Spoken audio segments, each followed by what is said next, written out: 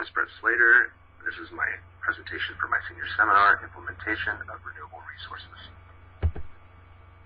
When you think of non-renewable resources, you think of things such as oil and coal. These things are things that we can produce that take hundreds of millions of years to produce.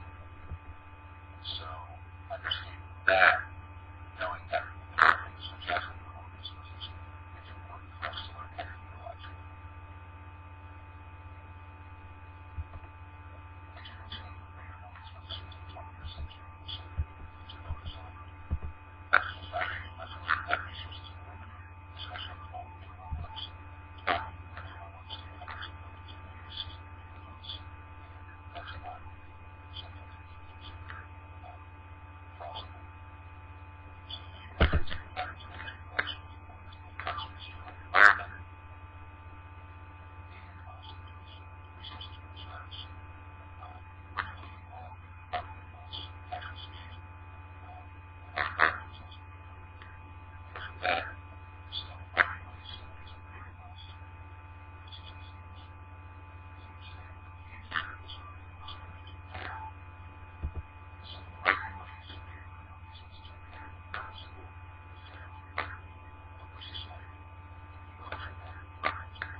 so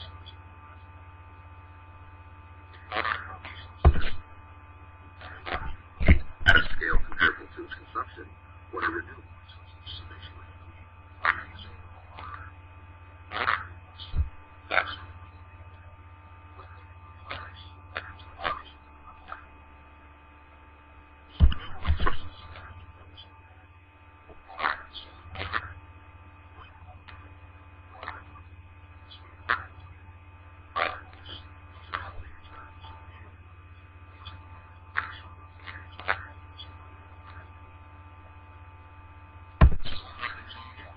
terms of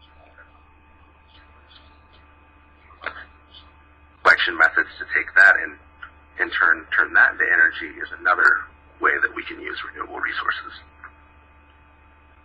Wind is another type of energy that we use to collect. It's obviously renewable because wind is going to be there every single day. Our planet has currents that move all over the globe. Certain times of the year it's windier in places than it is other times. So finding the correct spots to utilize that is also important. But wind power is something that I think we're utilizing more than almost anything else. You can see wind farms almost anywhere. Mattoon actually has not a wind farm, but one generator there at Lakeland College. Biomass is another form of renewable energy, basically burning living organisms or things that we can reproduce, growing things such as trees. Not exactly the best way to use renewable resources, but obviously one way that we can. We will be able to obviously regrow things that are living and obviously use them for energy. Water is something that we've been using a little bit longer than anything else, in my opinion. It's something that we've been able to utilize through things such as dams, letting the water itself flow through it and turn the turbines to produce the energy is something that is very important, and I think that we can utilize a lot more. What are the differences between non-renewable and renewable resources? Obviously, non-renewable are things that we're not going to be able to make again, but renewable resources are things that we're going to be able to keep reusing. Trying to find the technology to implement the use of renewable resources is going to be important, especially since our planet has a high demand for energy. So how can we utilize renewable resources? Collection methods are still relatively new, so improving the technology is a must. We need to focus on ways that we can generate more energy with the renewable energy that we have at our disposal. This is something that's going to come in the future, I think. With research and time, we're going to be able to do that more efficiently. Finding more sources that can be utilized and renewed will be important.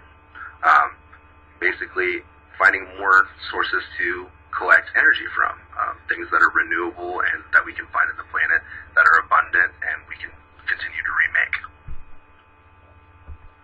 Governments really need to step in to help make this a reality by making regulations or offering benefits or incentives to companies for using renewable resources.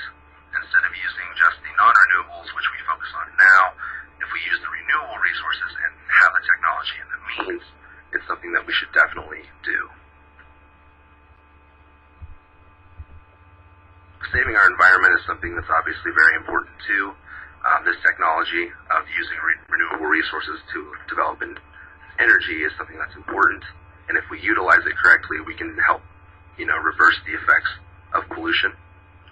Using renewable energy can help us significantly reduce pollution. Obviously, our planet, with global warming, we have a lot of issues, and we need to be able to, reduce the pollution so that we can stop that process.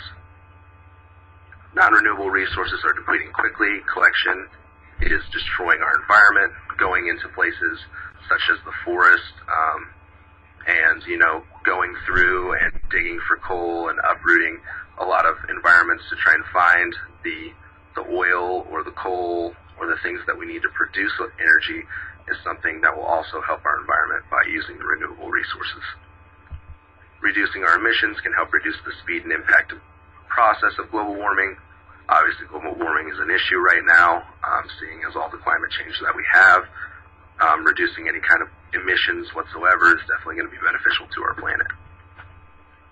Going green will be extremely important as we move further into the future.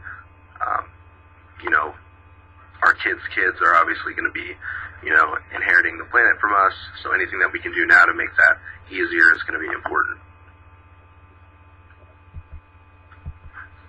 This technology and society, going green is a focus of our society, and this is one change we need to focus on.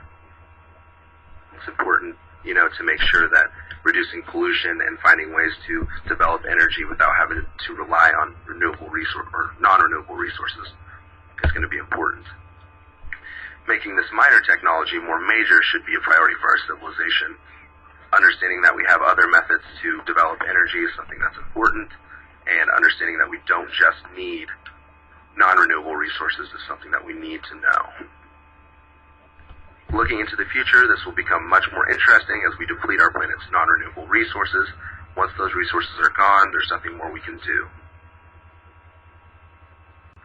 That's all that I have for you. I appreciate your time. Thanks.